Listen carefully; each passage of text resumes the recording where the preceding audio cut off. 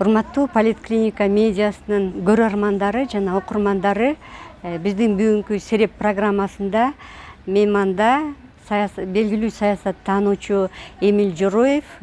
Биз бүгүн канттагы россиялык авиабазанын жайгаштырышы, анын статусунун өзгөрүшү боюнча сүйлөшөбүз. Берүүнү мен Айгүл Бакеева алып барам.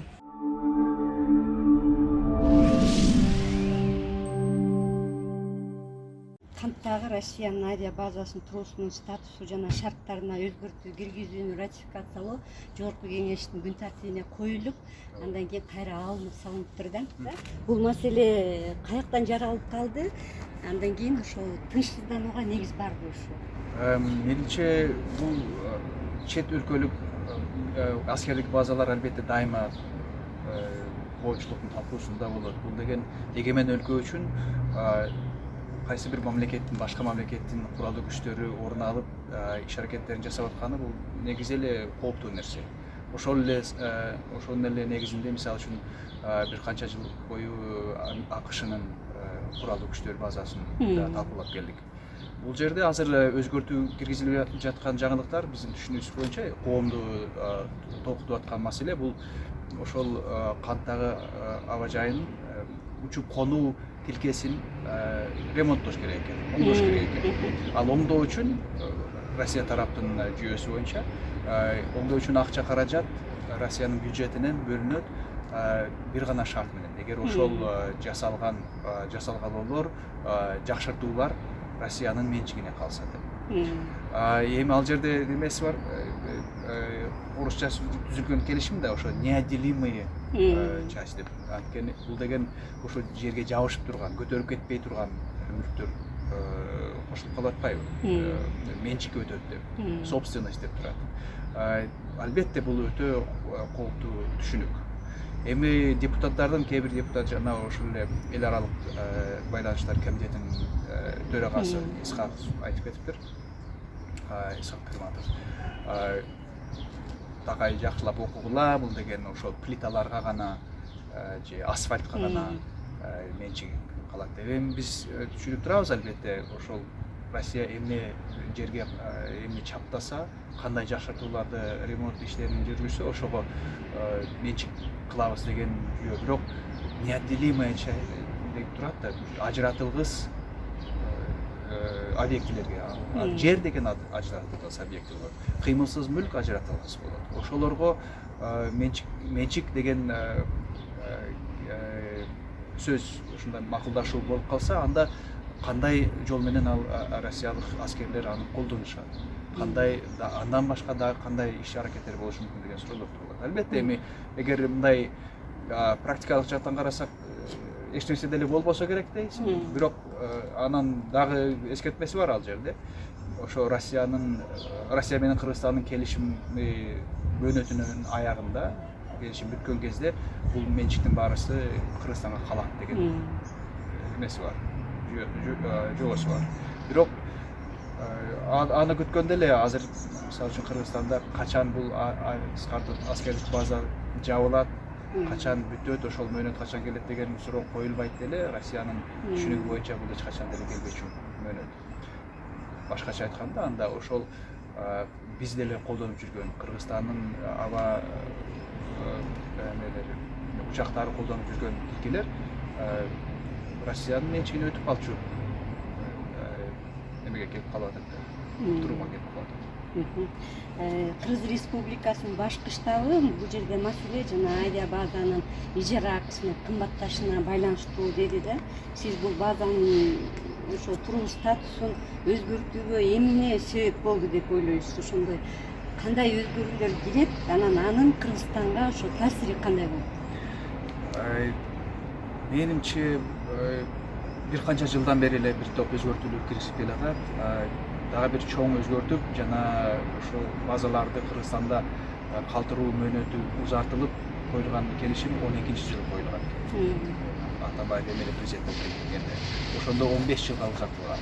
Ал деген 2027-жылга чейин болобу. Ошондой. Анан ошол эле келишим менен Кыргызстанда Россиянын бир канча аскерий базалары бар эмеспи, объектилери бар. Кант гана эмес, башка Ысык көлдө жанагы объектиси бар. Тоолордо кандай 4-5 объектилердин баарысын биригип, объединенная военная российская база бириктирилген россиялык аскердик базасы Кыргызстанда. Ошолордун баарысын бир муштумга алып келип, бир объект болуп калды да. Анан мунун баары эмне деген түшүндүр. Биз үчүн, Кыргызстан эгемен өлкө үчүн негизи мен жана айткандай эң эле кооптуу, анчейин жакшы эмес нерсе бул ошол чет мамлекеттердин өзгөчө башка үчүнчү мамлекеттер менен талаш тартышы көп болуп жүргөн, чет өлкөлөрдө аскердик иш аракеттерге катышып жүргөн мамлекеттин аскердик базасын бизге калтыруу узак мөөнөткө, андан ого бетер күчтөндүрүү бул менимче өтө кооптуу нерсе. Акыркы эле күндөрдө мөөнөттө байкасаңыздар, бул жаңы келишимдин негизинде ремонт гана эмес, дагы жаңы объектилерде, жаңы аппараттар да келет. Кандай аппараттар? Жакында иштелип чыгылган дрондор. Андан да күчтүүрөөк коркуткан нерсеси бул ракетно-зенитный комплекс. Жалган айтпасам 2 комплекс келип атышат дейт. Бул деген такыр эле ойго түшүнүүгө туура келбеген түшүнүксүз нерсе. Бул эмне үчүн керек? Кыргызстанда бук менен кимге каршы согушат, кимге каршы колдонулат деген суроолор туулат. Бул менимче өтө кооптуу нерсе. Кыргызстанга ушул сыяктуу зыяндары бар турбайбы? Албетте, бул негизи эле Кыргызстан ошондо өзүбүздүн кошуналардын эле арасында, ошо Өзбекстан, жагыбызда турат Тажикстан баарыбызды карап турган кезде Кыргызстан бир башка мамлекеттин көз карандысында калып калган эле статуска келип калды. Биздин аброюбузга жакшы эмес нерсе. Ал биздин Кыргызстанга ушу пайдасы барбы?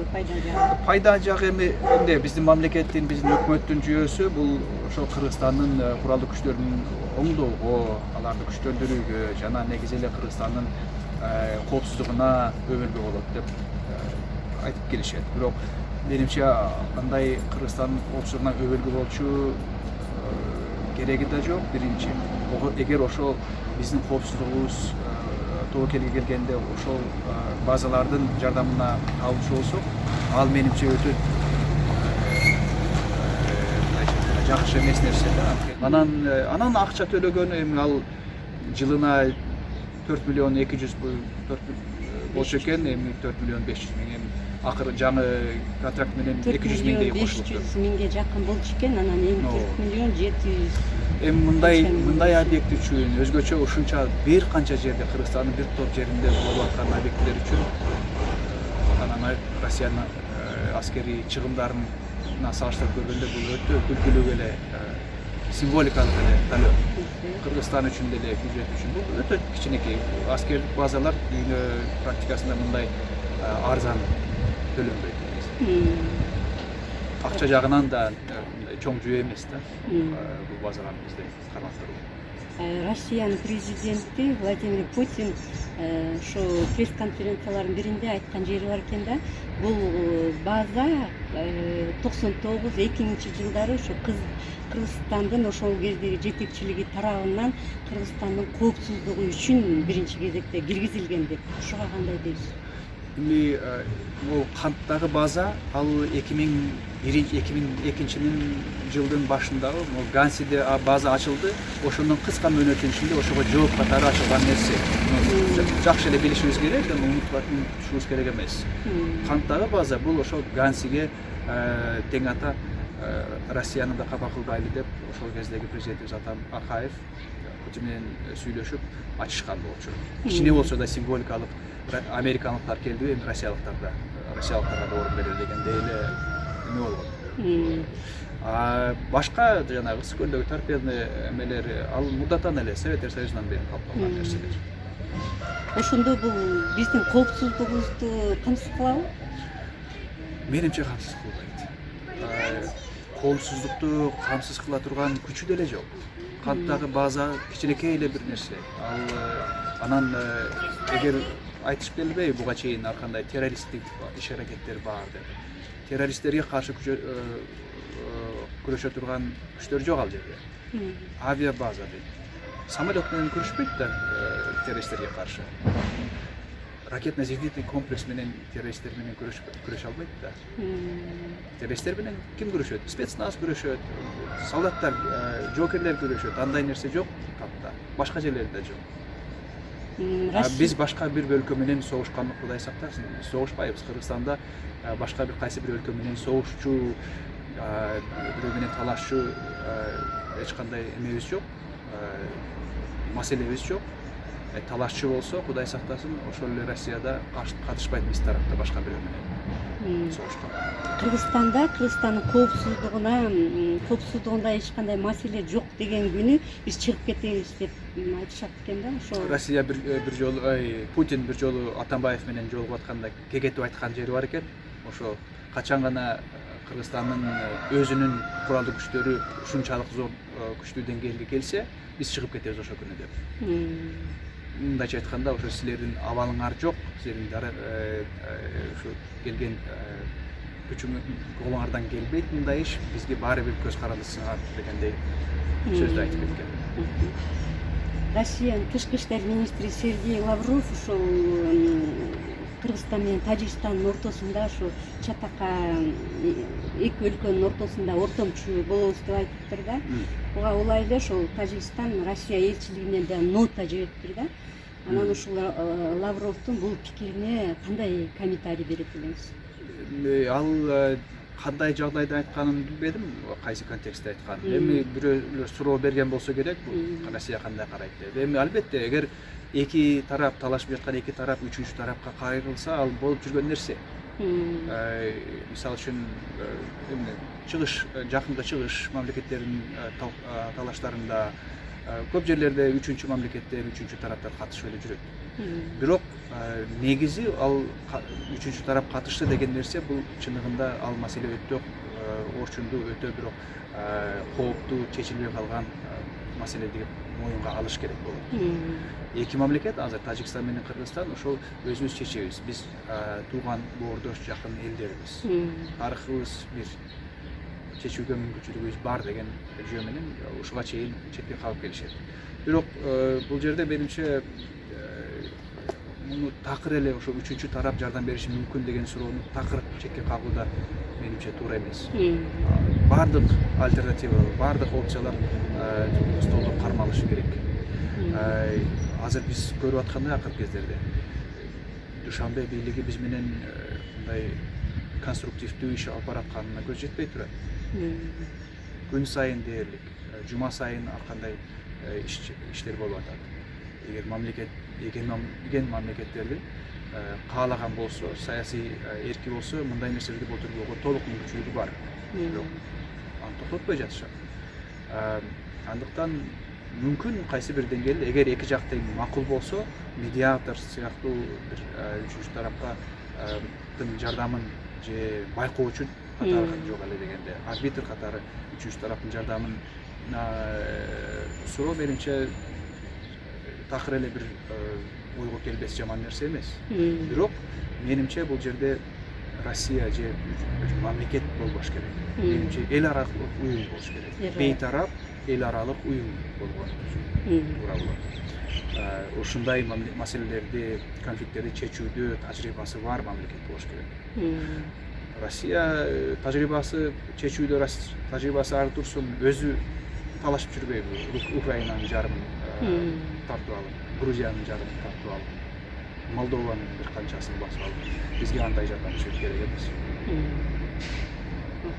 Дагы ошо жана ратификация маселесине дагы кайрылып келсек, ошол ратификация 19-жылдын март айынын аягында кол коюлган экен да келишимге. Анан кийин ошол ратификацияга 20-жылы ушу февраль айында келиптир да.